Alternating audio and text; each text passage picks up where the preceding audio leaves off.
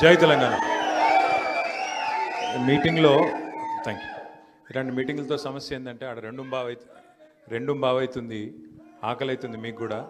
మళ్ళీ కరెక్ట్గా ఆకలి అయ్యేటప్పుడు కమలాకరణ మైక్ ఇచ్చిండు కాబట్టి నేను ఎక్కువసేపు మాట్లాడా. పేరున అందరికి నమస్కారం. గౌరవనీయులు పెద్దలు, మా అన్నగారు కరీంనగర్ భీముడు అన్న మరి గంగుల కమలాకరణ గారు, గౌరవ మాజీ మంత్రివర్యులు, శాసన మండలి సభ్యులు, పెద్దలు, మనందరికీ చాలా స్ఫూర్తినిచ్చే విధంగా ప్రసంగించిన అన్న ఎల్ రమణ గారు, మాజీ మంత్రివర్యులు, మాజీ రవాణా శాఖ మంత్రి గారు, గతంలో మరి సమర్థవంతంగా కేసీఆర్ గారి నాయకత్వంలో రాష్ట్రంలో ముఖ్యంగా ఖమ్మం జిల్లాలో అభివృద్ధికి విశేషమైన కృషి చేసిన అన్న పువ్వాడ అజయ్ కుమార్ గారు, హుజూరాబాద్ శాసనసభ్యుడు తమ్ముడు, మరి అసెంబ్లీలో ఎట్లా ఎప్పుడు సస్పెండ్ చేయాలని రేవంత్ రెడ్డి గారు ఎదురు చూస్తూ ఉంటారు నేను చూస్తే, తమ్ముడు మరి పాడి కౌశిక్ రెడ్డి గారు, గౌరవనీయులు మన కరీంనగర్ ఉమ్మడి జిల్లా పరిషత్ మాజీ అధ్యక్షురాలు, జిల్లా పరిషత్ మాజీ అధ్యక్షురాలు సోదరి శ్రీమతి తుల ఉమ గారు, గౌరవనీయులు ఈ కార్యక్రమానికి అధ్యక్షత వహిస్తున్న కరీంనగర్ పట్టణ శాఖ అధ్యక్షులు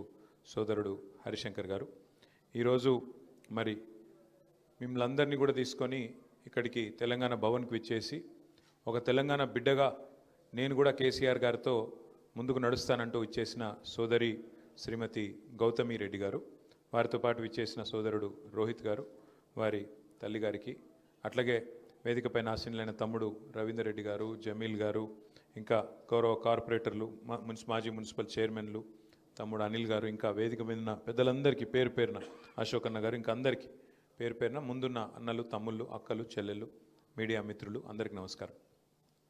కమలాకరణ చెప్తున్నాడు బీఆర్ఎస్కి కంచుకోట కరీంనగర్ అని.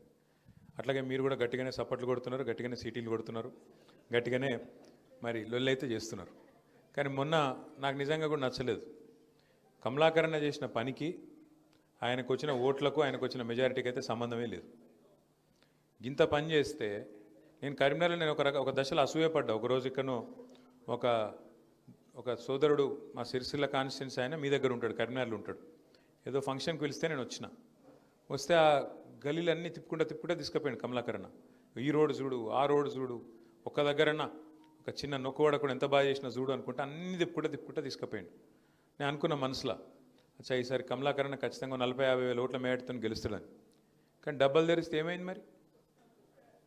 గెలిచిండు, 4వ సారి ఓటమెరిగిన నాయకుడు గెలిచిండు కరెక్టే. కానీ గింత పని చేస్తే 4,000 మేయారట, 3,000 మేయారట. ఎంత బాధాకరం! ఏం జరుగుతున్నది అసలు ఆలోచించాల్సిన అవసరం ఉంది. అంటే అవతలోళ్ళు సున్నా పని, గుండు సున్నా, ఒక్క పని చేయలే ఇంతవరకు. కావని నాకు చెప్పుడు కాదు, బయట చెప్పురు. ఆయన ఏందో నాకు మార్కే కానీ మీరు బయట చెప్పురు. నేనేమంటున్నా, మీరు గమనించండి జాగ్రత్తగా. మనం చేస్తున్నాం, ప్రచారం చేసుకుంటలేం, పని చేసింది చెప్పుకుంటలేం, పని చేసేటోళ్ళు గెలవాలని ప్రజలకు సంజాయించట్లో విఫలమవుతున్నాం. కేసీఆర్ గారు ఎంత తక్కువ పని చేసిండు ఏమన్నా? అసలు 10 ఏళ్లలో భారతదేశంలో ఏ ముఖ్యమంత్రి చేయనంత పని స్వాతంత్రం వచ్చిన తర్వాత అంత పని చేసినాం. మరి ఎందుకు పోయింది మన ప్రభుత్వం? ఎందుకంటే 2-3 కారణాలు ఉన్నాయి. ఒకటి, చెప్పుకోలే, మనది మనమే ప్రచారం చేసుకోలేను, అట్లా మాట్లాడకూడతాం ఎప్పుడు కూడా. అదే ప్రజలు మనకు అవకాశం ఇచ్చారు 2 సార్లు. వాళ్ళే మనల్ని కూర్చోబెట్టిండ్రు గద్దె మీద, వాళ్ళే కేసీఆర్ గారిని ముఖ్యమంత్రి చేసిండ్రు, వాళ్ళే మమ్మల్ని ఎమ్మెల్యేలు చేసిండ్రు, వాళ్ళే మమ్మల్ని మంత్రులు చేసిండ్రు, వాళ్ళే మనల్ని నడిపించారు. ఒక్కసారి నీ మీద కోపం వస్తే నీలో ఏ లోపం ఉందో చూసుకోవాలి. కానీ వాళ్ళని అన్నాడు తప్పు. మనం ఇది ఎక్కువైంది, అది ఎక్కువైంది, చాలా తప్పదు. మన లోపం ఉంది, నాయకుడు లోపం లేదు. నాయకుడు అద్భుతంగా పనిచేసిండు. చరిత్రలో భారతదేశంలో ఎవరు చేయనంత పనిచేసిండు.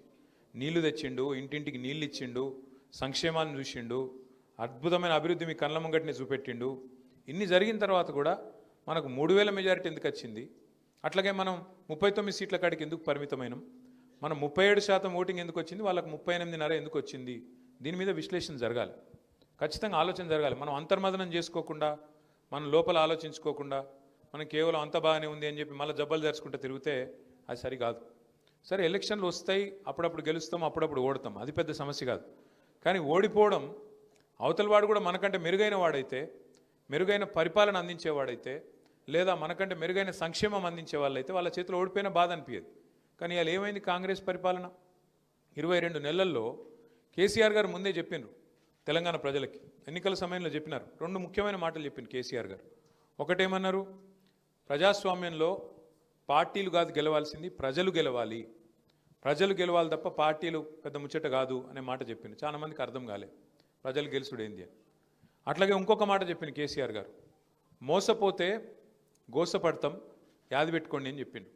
ఇలా ఎవరు గోసపడుతున్నారు రాష్ట్రంలో చూడండి మీరు ఒకసారి. తెల్లారు లేచి పేపర్లు చూస్తే, ఆ టీవీలు చూస్తే లైన్లలో ఎక్కడికక్కడ ఇప్పుడే కమలాకరణ చెప్తుంటే నవ్వినాం మనందరం. ఇవాళ భూములు కాదు, భూమి ఉన్న వాళ్ళు కాదు, భూములు ఆస్తులు పెరిగిన వాళ్ళు కాదు, యూరియా బస్తా ఉన్నవాడు వాడే లక్షాధికారి పరిస్థితున్నదని చెప్పి కమలాకరణ చెప్తే మనం నవ్వినాం. కానీ ఇవాళ నిజంగా కూడా ఎంత బాధాకరమైన పరిస్థితి తెలంగాణ వ్యాప్తంగా. నల్లగొండలో నిన్ననే ఒక తమ్ముడు యూరియా కావాలని ఒక గిరిజన సోదరుడు, లంబాడ సోదరుడు ఆందోళనలో పాల్గొంటే ఆయనను గుంజుకొచ్చి పోలీస్ స్టేషన్లో పెట్టి 3rd డిగ్రీ టార్చర్ చేసి ఉల్టా కేసు బనాయించి ఇంటికి పోయి భార్యను బండబూతులు తిట్టి ఇవాళ ఆయన నడవరాని పరిస్థితిలో కుంటుకుంటూ తిరుగుతుంటే నేను ఆ వీడియోలలో నేను చూసిన. జగదీశ్వర్ రెడ్డి గారిని రిక్వెస్ట్ చేసి, అన్న మీరు పోయిరండి, ధైర్యం చెప్పిరండి ఆ పిల్లగాడికి, అవసరమైతే వదిలిపెట్టద్దు వీళ్ళను, అవసరమైతే మానవ హక్కుల కమిషన్ పోవాలి, అవసరమైతే మనం ఇక్కడ ఎస్సీ ఎస్టీ కమిషన్ కూడా పోవాలని చెప్పి జగదీశ్వర్ రెడ్డి గారిని ఇప్పుడే పంపించి వచ్చిన.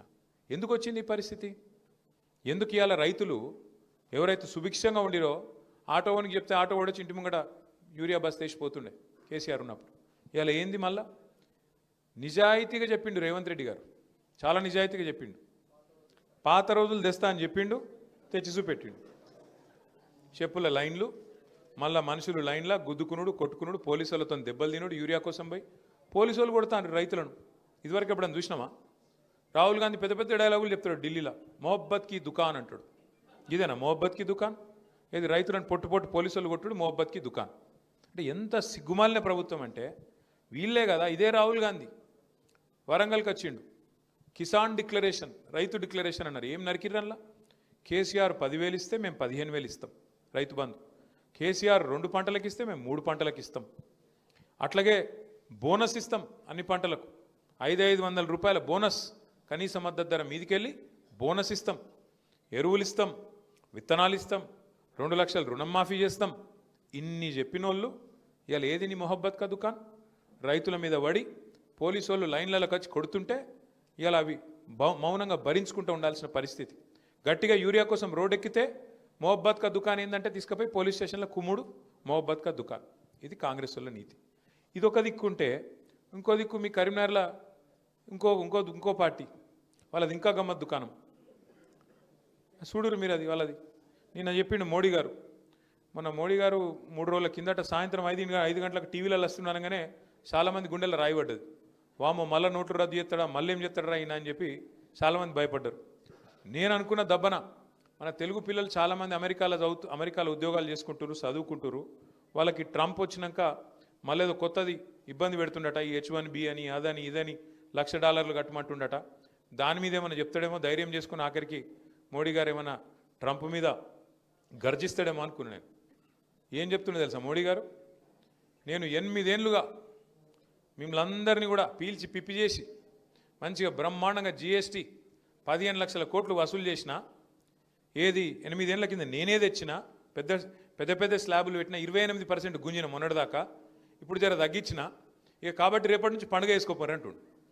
ఇది ఆయనే చేసిన తప్పు ఆయననే సవరించుకొని మనం పండుగ చేసుకోవాలన్నట్టు. ఏమిటికి పండుగ? GST బచత్ ఉత్సవ్ అట. ఇక దానికి మళ్ళీ ఇక్కడ డప్పు కొట్టేటోళ్ళు మస్తుకున్నారు కదా, బండి సంజయ్ ఇంకా చాలామంది ఉన్నారు అసంటోళ్ళు. దేవుడా మోడీ దేవుడు? ఏమిటికి దేవుడు? చేసిన తప్పును సవరించుకున్నందుకు దేవుడా? 28% మొన్నటిదాకా గుంజి ఇప్పుడు దాన్ని బుద్ధి తెచ్చుకొని 18% చేసి 10% తగ్గించుకున్నామని డప్పు కొట్టుకుంటే దేవుడా? మరి మొన్నటిదాకా గుంజిన ఇస్తావా వాపస్? మొన్నటిదాకా గుంజిన ఇయ్యాలనా వద్దా? నిజంగా దేవుడు పండుగ అంటే ఇయ్యాలి మరి వాపస్.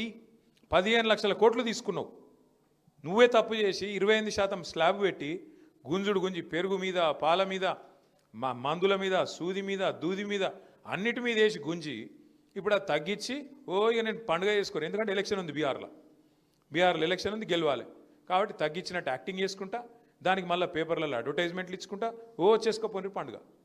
ఎప్పుడు చేస్తాం పండుగ? నువ్వు చెప్పినట్టు నిజంగానే 15 లక్షల రూపాయలు వేస్తాను కదా ఒక్కొక్కరి అకౌంట్లో, నల్లధనం తెస్తా, స్విస్ బ్యాంకులలో దాచుకున్నారు కాంగ్రెస్ వాళ్ళు, ఈ దేశంలో ధనవంతులు. మరి నేను తీసుకొచ్చి పంచితే 15 లక్షలు ఇంటింటికి ఒక్కొక్క మనిషికి వస్తాయన్నాడు. అట్లా 15 లక్షలు నిజంగానే పండుగ చేసుకుంటాం. చేయమని అంతగానం ఇప్పుడు 11 ఏళ్ళు అయిపోయాయి, గెలుస్తూనే ఉన్నారు కదా ఎలక్షన్ల మీద ఎలక్షన్లు దేవుని పేరు చెప్పుకొని. మరి ఆఖరికి వచ్చి మరి పైసలు ఏమంటే పైసలు మాత్రం 15 లక్షలు రావు. ఈయన చెప్పిన 15,000 రావు, ఆయన చెప్పిన 15 లక్షలు రావు. అట్లాగే ఈయననే చెప్పిండు మోడీ గారు 2022 కల్లా రైతుల ఆదాయం డబల్ చేస్తా అన్నాడు. అయిందా డబల్? ఎక్కడండి భారతదేశంలో రైతుల ఆదాయం ఎక్కడన్నా అయిందా? అగ నువ్వు డబల్ చేస్తే తప్పకుండా పండుగ చేసుకుంటారు రైతులు. అట్లాగే నువ్వే చెప్పినావు 2022 కల్లా భారతదేశంలో ఇల్లు లేనోళ్ళు ఎవరు ఉండరు, ప్రతి ఒక్క పేదవాడికి ఇల్లు కట్టిస్తా అని చెప్పిందే నరేంద్ర మోడీ. మరి 2022 అయిపోయి 3 ఏళ్ళ, ఇంకొక 4 రోజులు అయితే 2025 కూడా అయిపోతుంది. వచ్చినాయి ఇండ్లందరికీ, ప్రతి ఇంటికి నల్లా ఇస్తా అన్నాడు దేశంలో. ఇక్కడ కేసీఆర్ ఇచ్చిండు తప్ప ఆయన ఇచ్చింది ఏం లేదు. కానీ దేశంలో ఎక్కడ నల్ల నీళ్లు రాలే, మన్ను రాలే, మరి ఏది లేదు. ఏమిటికి వేసుకోవాలి పండుగ? బుల్లెట్ రైళ్ళు ఊరికిస్తా భారతదేశం అంతా అన్నాడు 2022 కల్లా. వచ్చినాయా? ఏది రాలేదు. కానీ కరీంనగర్లో మాత్రం బీజేపీకి ఓట్లు కుదుతాను. మీరు మెచ్చుకోవాలి, మీరంటే మీరు కాదు, అక్కడ ఉన్నోళ్ళు. ఎందుకు? మరి గంగుల కమలాకర్ అన్న ఇంత పని చేస్తాడు, అవతలోడు నయా పైసా పని చేయడు. ఆఖరికి మాత్రం ఒక్కసారి డైలాగ్ కొట్టాలి, దేవుని పేరు చెప్పి మొక్కాలే, ఓటేమని అనాలే, మీరు గుద్దాలి, అంతే, ఇంకేం లేదు. అదొకటే కావాలి మనకి, ఇంకేం లేదు. ఆయన సిలిండర్ ధర పెంచింది మర్చిపోయినాం, ఇదే మోడీ గారు కదా. 350 రూపాయలు నేను వచ్చినప్పుడు, ఇలా ఎంత అయింది? 1000-1100 అయింది. తగ్గి మళ్ళీ 350కి పండుగ చేసుకుందాం, అది చేయడు. డీజిల్ ఎంత ఉండే, పెట్రోల్ ఎంత ఉండే? 65 ఉండే, ఇవాళ ఎంత అయింది? 110-108 అయింది. తగ్గి మరి 50 రూపాయలకు తగ్గి. ప్రపంచమంతా ముడి చమురు తగ్గింది. ముడి చమురు ధర తగ్గుతుంది, కానీ మోడీ చమురు ధర తగ్గది. ఆడిపోతున్నాయి పైసలన్నీ. మరి ముడి చమురు ధర తగ్గితే లాజికల్గా ఇక్కడ కూడా తగ్గాలి కదా, పెట్రోల్ డీజిల్ తగ్గది. ఎవరికి ఆడిపోతున్నాయి పైసలన్నీ? మరి ఇది అడిగేటోళ్ళు లేడు. ఎందుకు? మనకు సోయి లేదు. ఏయిను గుద్దుని గట్టిగా గుద్దుని దేవుడు దేవుడు దేవుడు అని గుద్దితే 8 ఇల్లు గెలిచిరు, 8 ఆళ్ళు గెలిచిరు. తెలంగాణకి ఏమొచ్చింది? ఈ సంవత్సర కాలంలో 8 వీళ్ళు గెలిచిరు, 8 వాళ్ళు గెలిచిరు. తెలంగాణకి ఏమొచ్చింది? గుండు సున్నా గాడిది గుడ్డు. మళ్ళీ ఎందుకు? మళ్ళీ లాస్ట్కి మళ్ళీ వస్తే మళ్ళీ కమలాకరణ చేసిన పని ఎక్కడో వీకాలి, మానేరు వాటర్ ఫ్రంట్ ఎక్కడో పోవాలి, తీగల వంతెన ఎక్కడో పోవాలి, ఆయన వేసిన రోడ్లు ఎన్నో పోవాలి, చేసిన పనులను ఎక్కడో పోవాలి. కానీ మళ్ళీ ఆఖరికి మాత్రం ఆగమాగం కావాలి. మనం దయచేసి ఆలోచించుండ్రి, ఎందుకు ఈ పరిస్థితి వచ్చింది? ఎందుకు ఆగమవుతున్నాం? ఎలక్షన్ రాగానే ఆగమాగమై ఊరుకుడు, అడ్డంబడు. మళ్ళీ తర్వాత నేను అడుగుతున్నా, ఒక మాట చెప్పండి. బీజేపీ గవర్నమెంట్ వచ్చి 11 ఏళ్ళ దేశంలో ఒక్కటంటే ఒక్కటి, ఒక విద్యా సంస్థనో, ఒక స్కూలో, ఒక కాలేజో కరీంనగర్కి వచ్చిందా? ఒక్కటేదన్నా ఫలానాది. పోనీ సరే బడిదేలే శాత కాదు, గుడి తెచ్చిండ పోనీ ఒకటన్నా? ఒక్క గుడి కరీంనగర్లో మళ్ళీ తిరుమల తిరుపతి దేవస్థానం కట్టించింది ఎవరు? కట్టిస్తున్నది ఎవరు? గంగుల కమలాకరే కదా. 10 ఎకరాలు జాగా తీసుకొని వాళ్ళు ఎంబడబడి, సరే ఇప్పుడు ఆడ గవర్నమెంట్ పోయింది, మరి వాళ్ళు ఇస్తారో ఇయ్యరో తెలియదు. కానీ అంటే అట్లున్నది పరిస్థితి. బడిదే శాత కాదు, ఒక గుడి కట్టే శాత కాదు. పోనీ ఒక పని ఏదన్నా ఒక ప్రజలకు పనికొచ్చి ఒక్క మంచి పని, ఒక స్కూల్, ఒక నవోదయ పాఠశాలనో, ఒక IIITయో ఏది ఉండదు. కానీ ఓట్లు మాత్రం ఆఖరి పోయి గుద్దురు మళ్ళీ. అంటే ఈ రకంగా మరి పోతే నిజంగా కూడా మనం ఆలోచించాలి. ఒక్క ఉద్యోగం 2 కోట్ల ఉద్యోగాలు ఇస్తా అన్నాడు సంవత్సరానికి మోడీ గారు. 2 కోట్ల ఉద్యోగాలు సృష్టిస్తా సంవత్సరానికి అన్నాడు. తర్వాత ఒక పాపం ఒక ఆయన టీవీ ఆయన అమాయకంగా పోయి అడిగిండు, సార్ మరి 2 కోట్ల ఉద్యోగాలు అంటే ఏం సంగతి అని. ఏమంటాడు తెలుసా ఆయన టీవీ ఆయన స్టూడియోలో చెప్తున్నాడు ఇంటర్వ్యూ. अभी मैं यहाँ पे आ रहा था आपके स्टूडियो के पास, बाहर मैंने देखा एक वो बंडी वाला है, बंडी वाला ये बंडी का बंडी वाला है, वो बंडी पे मिर्ची बज्जी पकोड़े बना रहा, क्या आप उसको रोजगार मानते हो कि नहीं? అది ఉద్యోగమా కాదా అంటుండు. అంటే ఇక పల్లీలు అమ్ముకునుడు, బఠానీలు అమ్ముకునుడు, బజ్జీలేసుడు, ఇవన్నీ ఉద్యోగాలట. ఆయన ఇచ్చిన 2 కోట్ల ఉద్యోగాలు ఏంటంటే గదట. వీళ్ళ మోసము రామునికి కూడా అర్థమైంది అయోధ్యలో, అందుకే అయోధ్యలో కూడా ఓడగొట్టిండు బీజేపీని. ఇలా మోసము, ఇలా లంగతనము రామునికి అర్థమైంది, అందుకే అయోధ్యలో కూడా ఓడగొట్టిండు, ఎలగొట్టిండు. వీళ్ళు లంగలున్నారని మన వాళ్ళకి ఇంకా అర్థమవుతలేదు కరీంనగర్లో. అంటే దయచేసి నేను మిమ్మల్ని కోరేది, ఏది మంచో ఏది మంచి కాదో ఏది చెడో తెలుసుకోనంత కాలం మనకు నష్టం జరుగుతూనే ఉంటుంది. ఇలా బాధపడుతున్నాం ఏమని, అరే ఆడ మేడిగడ్డను ఎండబెట్టిండు, నీళ్ళు ఇస్తలేరు రేవంత్ రెడ్డి, ఇయ్యడు. ఎందుకు ఇయ్యాడు? ఎందుకంటే ఆయన బాస్ కింద ఉన్నాడు చంద్రబాబు నాయుడు. నువ్వు కడితే బరాబర్ మర్యాద ఉండదు రాబాయ్ అంటే కిందికి నీళ్ళు పోవన్నాయి, మరి ఇయ్యాడు. ఆయన ఆడిచ్చినట్టు ఈయన పాపం ఈయన ఏమని ఈయన కోవట్టు చిన్న మనిషిన వాళ్ళిద్దరు ఎట్లా ఆడిస్తే అట్లా ఆడేటోడు ఈయన చేతులు ఏముంటుంది. అట్లాగే ఇప్పుడు నిన్న మీరు చూసిండ్రు పక్కకు కర్ణాటకలో ఆల్మట్టి డ్యామ్ హైట్ పెంచుతుండ్రు 5 ఫీట్లు. ఒక్క డ్యాము ఆల్రెడీ కట్టి ఉన్న డ్యాము 5 ఫీట్లు పెంచుతందుకు వాళ్ళు ఎంత ఖర్చు పెడుతున్నారు ఎరికేనా? 70,000 కోట్లు ఒక భూసేకరణకే. 70,000 కోట్లు. అదే కేసీఆర్ గారు 40 లక్షల ఎకరాలకు నీళ్ళు ఇచ్చే ప్రాజెక్టు దాని మీద 93,000 కోట్లు ఖర్చు పెడితే తిన్నాడు 1,00,000 కోట్లు తిన్నాడు వేసుకపోయింది ఇంట్లోకి. మనం ఎప్పుడైనా ఆలోచించినామా కనీసం? అరే 93,000 కోట్లు ఖర్చు అయిన ప్రాజెక్టులో 1,00,000 కోట్లు ఎవడెట్లా తింటాడు? మరి 1,00,000 కోట్లు ఈయననే తింటా బరాజులు ఎవడు కట్టిండు? ఆ పంప్ హౌజ్లు ఎట్లా కట్టిర్రు? ఆ సొరంగ మార్గాలు ఎట్లా కట్టిర్రు? మరి ఆ మొత్తం కాలువలు ఎట్లా కట్టిండ్రు? గన్ని రిజర్వాయర్లు ఎట్లా వచ్చినాయి? గిన్ని నీళ్ళు ఎట్లా వస్తున్నాయి? ఇలా భూమికి బరువు అయ్యేంత పంట ఎడికెళ్ళి వండుతున్నది అని ఎప్పుడైనా కూర్చొని ఆలోచించినవా? ఇగో తిన్నాడట అంటే తిన్నాడు తినే ఉంటాడు. ఇదిగో పూలు అంటే అదిగొత్తో ఒక అడిగినోడు లేడు చూసినోడు లేదు. ఎవరు పడతా వాళ్ళు ఏది పడతారు చెప్పుడు మనం నమ్ముడు. ఆయనతో పోయి బాయిలో దుంకుతున్నామా బొందలో దుంకుతున్నామా ఏది చూసేది లేదు, పోయి దుంకుడేనే. గందుకు వచ్చింది 3,000 మెజారిటీ గంగుల కమలాకరణకు. ఆలోచన లేదు, సోయి లేదు, పని చేసేటోడు పని చేయనోడి మీద ఫరక్ అంతరం లేదు. ఎవరు వనికొస్తారో తెలియదు, ఎవరు వనికిరారో తెలియదు. ఆగమాగం పోయి దుంకాలి. ఎందుకు ఆఖరికి జై అని దేవుని పేరు చెప్పగానే దుంకుడు పోయి పోనీ దేవుని పేరు చెప్పినాడు కనీసం దేవుడు గుడి కట్టినాడే కరీంనగర్లో ఒకటి. అప్పుడెప్పుడో కార్పొరేటర్ ఉన్నప్పుడు కట్టినట్టున్నాడు ఒకటి. దాన్ని చెప్పుకొని మార్కెటింగ్ చేసుకుంటా ఉన్నాడు. ఇంకా ఇంత అన్యాయం ఉంటుందా అసలు ఎక్కడన్నా? నాకు అర్థం కాదు. ఎంత పని చేసిండు గంగుల కమలాకరన్న. ఇవాళ కాంగ్రెస్ల పరిస్థితి ఏంది? మనం కట్టిన కేబుల్ బ్రిడ్జ్ మీద కనీసం ఆ రోడ్డు మెయింటైన్ చేసే తెలివి లేదు, దాని మీద లైట్లు పెట్టే తెలివి లేదు. స్మార్ట్ సిటీ అని కష్టపడి పొట్లాడి ఈయనవును వినోద్ కుమార్ గారు ఇద్దరు కేసీఆర్ గారిని రిక్వెస్ట్ చేసి కరీంనగర్కు స్మార్ట్ సిటీ తీసుకొస్తే ఇవాళ కనీసం కరీంనగర్లో పారిశుద్ధ్యం, ఆ లైట్లు కానీ ఆ పారిశుద్ధ్యం కానీ అది మెయింటైన్ చేసే ముఖం కూడా లేదు. మనం ఉన్నప్పుడు రోజు మంచినీళ్ళు ఇచ్చినాం కరీంనగర్లో. ఇవాళ వస్తున్నాయా? ఎన్ని రోజులకు ఒకసారి వస్తున్నాయి? ఇప్పుడు 2 రోజులకు 3 రోజులకు ఒకసారి. మరి కొంతమంది అంటారు కదా కేసీఆర్ ఇంట్లోకి వెళ్ళి ఇచ్చిండా? మరి ఇప్పుడున్న ఆయన ఇంట్లోకి వెళ్ళి ఇస్తుండే ఇంటి పొలం అమ్మిస్తాడా? మరి ఎందుకు వస్తలేవు ఇప్పుడు నీళ్ళు? కేసీఆర్ ఉన్నప్పుడు నీళ్ళు ఎందుకు వస్తాయి? కేసీఆర్ ఉన్నప్పుడు కరెంట్ ఎందుకు మంచిగా ఉంటుంది? కేసీఆర్ ఉన్నప్పుడు అన్ని టైంకి ఎట్లా నడుస్తాయి? ఇవాళ వీళ్ళు రాగానే ఎందుకు ఆగమాగం అవుతున్నారు? ఎందుకు అంటే నడప చాతన అయితలేదు వీళ్ళకు, పరిపాలన వస్తలేదు. ఎంతసేపు ఢిల్లీకి మూటలు పంపుట్ల బిజీగా ఉన్నారు. ఎందుకంటే సీటు కాపాడుకోవాలంటే ఢిల్లీకి పైసలు ఇవ్వాలి. కమిషన్ ఇవ్వకపోతే ఢిల్లీ ఊరుకుంటారా? ఊకోరు. అందుకే చెప్పినాం అన్న, మనకు తెలంగాణ ప్రజలకు లోబడి మీ ఆలోచనకు అనుగుణంగా మీకోసం పనిచేసే గల్లీ పార్టీ కావన్నా లేకపోతే అక్కడ ఉండే ఢిల్లీ పార్టీ కావన్నా అంటే మరి ఎందుకో కానీ హైదరాబాద్లో అయితే చక్కగానే ఓటేసారు, జిల్లాలలోనే ఆగమైరు.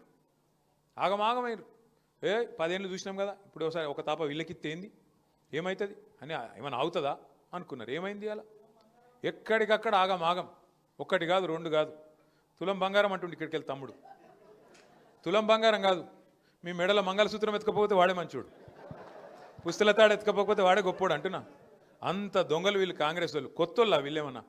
125 సంవత్సరాల చరిత్ర కలిగిన పార్టీ, భారతదేశాన్ని 55 సంవత్సరాలు అప్రతిహతంగా ఏలిన పార్టీ కాంగ్రెస్ పార్టీ. ఆ పార్టీ ఏమైనా కొత్తదా మనకు? గాలను నమ్ముతారు పోయి. ఏం మాటలు చెప్పారు వాళ్ళు? 10,000 కేసీఆర్ ఇస్తే 15,000 ఇస్తామన్నారు. ఇస్తుండా ఇప్పుడు 15,000 పడుతున్నాయా? చెప్పిండు కదా, అత్తకు 4,000 కోడలకు 2,500 అని చెప్పిండు. అటు అత్తకు లేదు, ఇటు కోడలికి లేదు. ఇక్కడ అత్త కోడలు ఇప్పుడు జాయిన్ అయిన వాళ్ళిద్దరు కూడా స్వాగతం.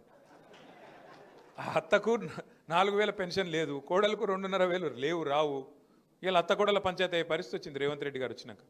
నేను ఎందుకు చెప్తున్నా ఇదంతా అంటే, ఓటేసేటప్పుడు ఆగమై ఆ తర్వాత 5 ఏళ్ళు మనం బాధపడు మనకు అలవాటు అయిపోయింది. నేను మొన్న హైదరాబాద్లో ఎక్కడికి వెళ్ళి ఇటుకు వస్తున్నా, ఏదో మీటింగ్ చేసుకుని ఇటు వస్తుంటే మధ్యలో లైట్ పడ్డది, ఆడ సిగ్నల్ కాడ ఆగిన. పక్కకు ఒక ఆటో ఆయన వచ్చి ఆగిండు. వచ్చినాక ఆదాబ్ సాబ్ అన్నాడు. ఆదాబ్ అంటే అన్నాక జర శీష అవుతారు అన్నాడు.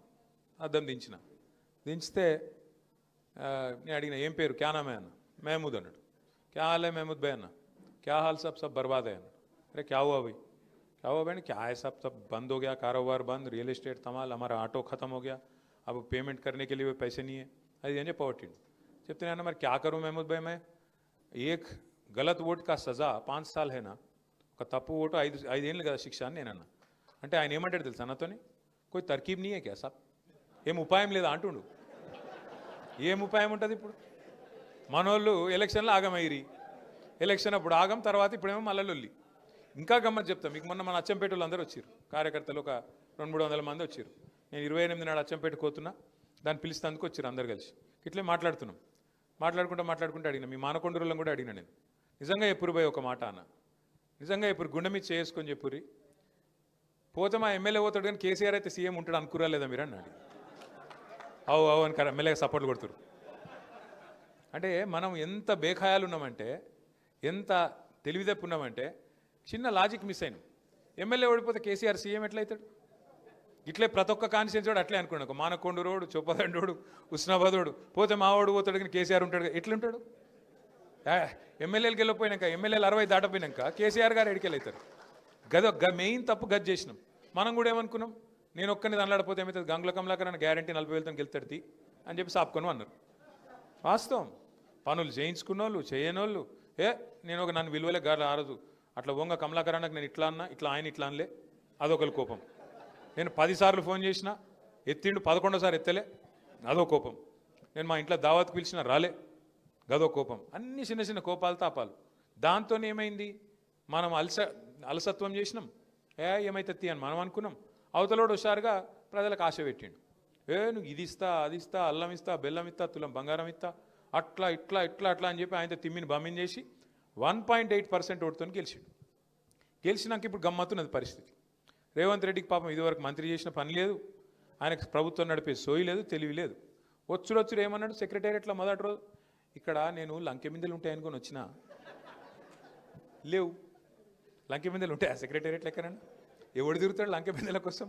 మీకెరికే నాకెరికే వస్తాడు. ఇంకా ఘోరం, ముఖం బాగా లేకపోతే వెనకడికి ఎవడో అద్దం బల కొట్టిండట. అరే నువ్వు గుర్తుపెట్టుకో, కరోనా వచ్చింది, దేశం ప్రపంచం అంతా ఆగమాగమైంది, అతలాకుతలమైంది, ప్రభుత్వాలకు ఆదాయం 0 అయింది. జీవితంలో ఎవరు అనుకోలే మనం. మూతికి బట్ట కట్టుకొని ఇంట్లో కూర్చోవాలి 2-3 నెలలని, అట్లా కూర్చున్నాం. ఏదో బతుకుంటే చాలన్నట్టు అట్లా అట్లా అట్లా నడిపినాం. ఆదాయం 0. ఆ రోజు ఆదాయం 0 అయినా, రాష్ట్ర ప్రభుత్వం దగ్గర బుడ్డ పైసలు లేకపోయినా రైతు బంధు ఆగిందా? పెద్ద మనుషులకు ఇచ్చే పెన్షన్లు ఆగినాయా? ఆడపిల్లల లగ్గాలకు ఇచ్చే కళ్యాణ లక్ష్మి, షాదీ ముబారక్ ఆగిందా? ఏదన్నా ఒక్క సంక్షేమ పథకం ఆగిందా? రైతుల ధాన్యం కొనుగోలు ఆగిందా? మరి 0 ఆదాయం ఉండగా కూడా కేసీఆర్ గారు గిన్ని చేస్తే, నీకు బంగారు పల్లెంలో పెట్టి తలసరి ఆదాయంలో అగ్రభాగాన భారతదేశంలో నెంబర్ 1 రాష్ట్రం చేసి నీకప్ప చెప్తే, మొత్తం ఏం లేదు, నా రాష్ట్రం అంతా దివాలా తీసింది, నా రాష్ట్రం సంకనాకిపోయింది, నా రాష్ట్రం క్యాన్సర్ పేషెంట్లు ఎక్కున్నది, నా రాష్ట్రం ఎయిడ్స్ పేషెంట్లు ఎక్కున్నది అని ముఖ్యమంత్రి మాట్లాడచ్చునా? అది పద్ధతేనా? అసలు ఏమన్నా అర్థం ఉందా నువ్వు మాట్లాడితే? ఒక కుటుంబ పెద్ద అన్నట్టు ఆయనే ఎంత ఓర్పుతోని, ఎంత బాధ్యతతో నడుపుతాడు కుటుంబాన్ని. ఇప్పుడు ఇక్కడ ఈ అర్రల ఎవ్వలన్న ఒక్కలకు అప్పు లేనోళ్ళు ఎవరైనా ఉంటే శైలా పట్టురు జర. అప్పు లేనోళ్ళు, బాకీ లేనోళ్ళు ఎవరైనా ఉన్నారా? ఒక కమలాకరణకు లేకపోవచ్చు కానీ, భీముడు కాబట్టి ఆయనకి, నీకు కూడా ఉన్నదే, అందరికి ఉందట. అక్కడ కమలాకరానికి ఎంత చెట్టుగా అంత కాదు, ఆయనకు పెద్ద అప్పు ఉంది, మనకి చిన్న అప్పు ఉంది, అంతే తేడా. అప్పు లేనోడు ఎవడు ఉండు, అమెరికాకు కూడా అప్పు ఉన్నది, వెంకటేశ్వర స్వామికి కూడా ఉన్నది. ఇప్పుడు మా అజయ్ చెప్తుండు. ఎందుకంటున్నా అంటే, అప్పు లేనోడు మనిషి ఎవడు ఉండడు. కానీ అప్పు ఉంటే కూడా ఎట్లా నడుపుతాం మనం? ఇప్పుడు నేను దబ్బన కమలాకరణ దగ్గర నేను ఒక 5 లక్షలు అప్పు తీసుకున్నా అనుకో, అన్న నీకు 3 నెలలు ఇస్తా అని చెప్తా. ఇక 3 నెలలు అయింది, నేను వచ్చిండు, ఫోన్ చేసిండు, మొదలు 2 సార్లు ఎత్తినా, తర్వాత ఎత్తలే. ఇది ఎట్లా ముఖం ఉండదు కదా, పైసలు లేవు, ఎత్తుతలేను. ఆయనతో కమలాకరణ వచ్చిండు, ఇంటికి వచ్చిండు, పట్టుకున్నాడు. ఏమైరా భయ్, మరి నువ్వు పైసలు తీసుకుంటే ఇస్తలేవు, ఏం సంగతి? నేనేం చేయాలి? బుద్ధిమంతునైతే, ఇమాందారు మనిషినైతే, అన్న ఏమనుకోకే జర్రా, ఇంకొక 2 నెలలు టైం దండం పెడతా, మిత్తితో కడతా, జర్రా ఇంకొక 2 నెలలు ఆగు అని చెప్పాలి. ఇప్పుడు రేవంత్ రెడ్డిని కూడా గదే అడుగుతురు. ఏంది ప్రజలు, ఏమైనా మరి 100 రోజులలో 6 గ్యారెంటీ లాంటివి ఏమేమో నరికితివి, ఏడవైనాయి, మరి ఏం సంగతి మా హామీలు అంటే ఏమంటుండే ఎరికేనా? నేను ఏం చేస్తారా, మీరు కోసుక తింటారా? నన్ను ఏం కోసుక తింటారు? నేను ఏమైనా సేపువా, జామ పండువా, లేకపోతే మామిడి పండువా, ఏమిటి కోసుక తింటారు నిన్ను? అంటే ఎంత ఘోరం అంటే, నీకు నిజంగా ఇచ్చే దమ్ము లేకపోతే, ఇచ్చే తెలివి లేకపోతే హామీలు ఎందుకు ఇచ్చినావు? మరి manifesto committee chairman Sridhar Babu ఎవడు రాయమనండి? 420 హామీలు ఇష్టం వచ్చినట్టు, నోటికి ఎంత వస్తా అంత. 10 లక్షలు కేసీఆర్ ఇస్తుండగా, దళిత బంధు హుజూరాబాద్లు ఇచ్చిండుగా, నేను 12 లక్షలు ఇస్తా. ఎవడు నరుకుమన్నాడు? ఇచ్చిన ఒక్కనికన్నా మరి 12 పైసలు ఇచ్చినావు కనీసం? ఆఖరికి పోనీ హుజూరాబాద్లో 2వ విడత పైసలు ఇవ్వాలని కౌశిక్ రెడ్డి లొల్లి పెడుతుంటే, ఆ పైసలు ఇచ్చే ముఖం కూడా లేదు వీళ్ళకు. ఎంత ఘోరం అంటే, ఎస్సీ డిక్లరేషన్ పేరిట ఎస్సీలను, ఎస్టీ డిక్లరేషన్ అని ఎస్టీలను, బీసీ డిక్లరేషన్ అని బీసీలను, మహిళా డిక్లరేషన్ అని మహిళలను, యూత్ డిక్లరేషన్ అని యువజన విభాగాన్ని, రైతులకు రైతు డిక్లరేషన్ అని మోసపోని వర్గం లేదు ఇవాళ కాంగ్రెస్ చేతుల్లో. బీజేపీ చేతుల్లో మోసం మనకి ఎరికే, మొదటి నుంచి ఎరికే. ఇప్పుడు కొత్త మోసం ఇక్కడ మొదలైంది. ఈరోజు తెలంగాణలో ఉన్న రాజకీయ పరిస్థితి ఏంటంటే ప్రజలు ఎదురు చూస్తాను, ఎప్పుడు ఎలక్షన్ వస్తుందా, ఎప్పుడు మళ్ళా కేసీఆర్ను తెచ్చుకొని మళ్ళా రాష్ట్రాన్ని పట్టాలెక్కిద్దామా అని చూస్తూ ఉన్నారు. తప్పకుండా నాకైతే బలమైన నమ్మకం ఉన్నది. వాళ్ళ గౌతమి రెడ్డి గారు ఒక డాక్టర్, అమ్మాయికి తన వృత్తి ఉన్నది, తన సంపాదన ఉన్నది, తన పని తాను చేసుకోవచ్చు. నాకెందుకు రాజకీయం, నాకేం అక్కరా, సావంతి ఎవడేడదస్తే నాకేందని చెప్పి సపరేట్గా ఉండొచ్చు. కానీ ఒక బాధ్యతగా, ఒక తెలంగాణ బిడ్డగా, మనకు చెల్లెగా ఇలా ముందుకొచ్చి అన్న నేను కూడా మీతో నడుస్తా అంటూ ముందుకొచ్చిన వారికి నా హృదయపూర్వకంగా నా అభినందన. వారిని స్ఫూర్తిగా తీసుకొని మరింతమంది చదువుకున్న వాళ్ళు కూడా రావాలి. ఇవాళ చదువుకున్న యువకులు, చదువుకున్న విద్యావంతులు, తప్పకుండా తెలంగాణ రాష్ట్రం కోసం కొట్లాడిన విద్యార్థి ఉద్యమ నాయకులు మీరందరూ కూడా నడుము బిగించాలి, ముందుకు రావాలి. ఎందుకంటే మీరు కష్టపడి తెచ్చిన రాష్ట్రం ఇది. కేసీఆర్ గారి నాయకత్వంలో కష్టపడి తెచ్చుకున్న ఈ రాష్ట్రం ఇవాళ తెరలు అవుతుంటే మనం పక్కకు కూర్చొని ప్రేక్షక పాత్ర వహించడం ఎంతమాత్రం కరెక్ట్ కాదు. తప్పకుండా మరింతమంది విద్యావంతులు, మరింతమంది ఉన్నత చదువులు చదువుకున్న వాళ్ళు కూడా కలిసి రావాలి. ఈ రాష్ట్రాన్ని కాపాడుకునే క్రమంలో ఈ రెండు పార్టీల నుంచి, బీజేపీ నుంచి, కాంగ్రెస్ నుంచి కాపాడుకునే క్రమంలో స్వీయ రాజకీయ అస్తిత్వమే శ్రీరామ రక్ష అనే మాట పెద్దలు జయశంకర్ సార్ ఎప్పుడు చెప్తుండే. దాన్ని యాది పెట్టుకొని మన రాష్ట్రాన్ని మళ్ళీ గాడిని ఎక్కించే బాధ్యత మీరు తీసుకోవాలని కోరుతూ, ఈసారి కరీంనగర్లో తప్పకుండా చైతన్యవంతమైన తీర్పు మళ్ళొక్కసారి మీరు ఇవ్వాలని కూడా మనసారా కోరుకుంటూ